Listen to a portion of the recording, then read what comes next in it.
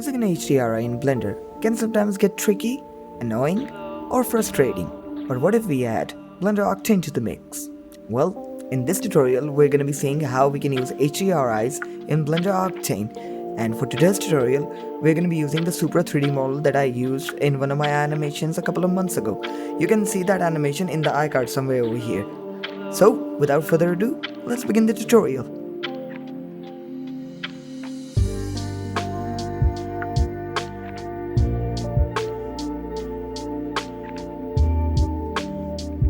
Okay, so running Blender Octane is a bit tricky for a lot of people.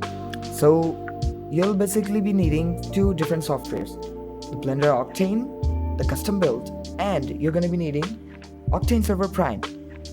And for you guys, I put the link in the description.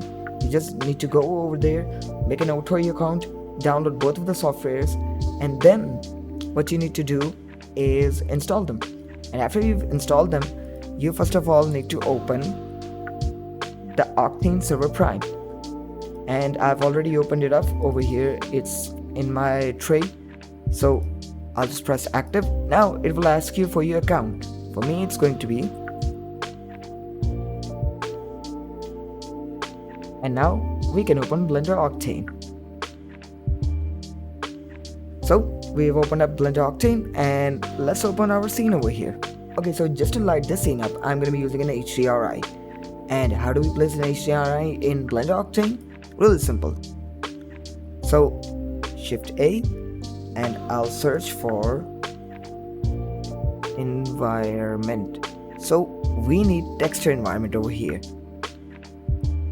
And as we can see, it's something like the background in cycles. So, for the texture, I'm going to be using the Shanghai HDRI, which if we need to place over here in Blender Octane, we're going to be using an RGB image.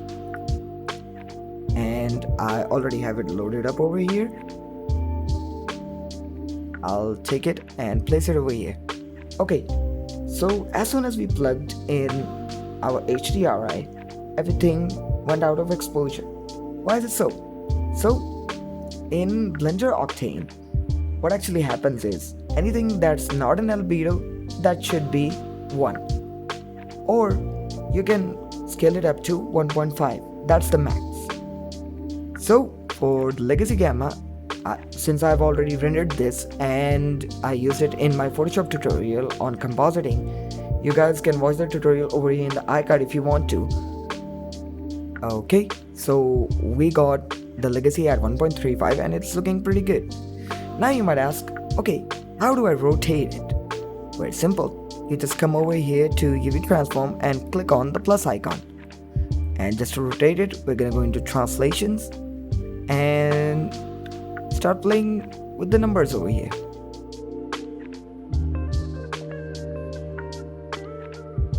Okay, so I think that looks really good. But I'm gonna be honest, it's a bit too much power for me, so I'll just decrease it a bit. And with that, our lighting setup is done. But you might ask yourself, okay, that's like one piece of the puzzle, but how do we make it even better? And for that, you need to render this out and then follow this video. Well, I hope you guys found value in this tutorial. And let me just tell one thing, there's going to be more Blender Octane related videos coming on my channel real soon. So, I'll see you in the next one. Until then, don't forget to subscribe.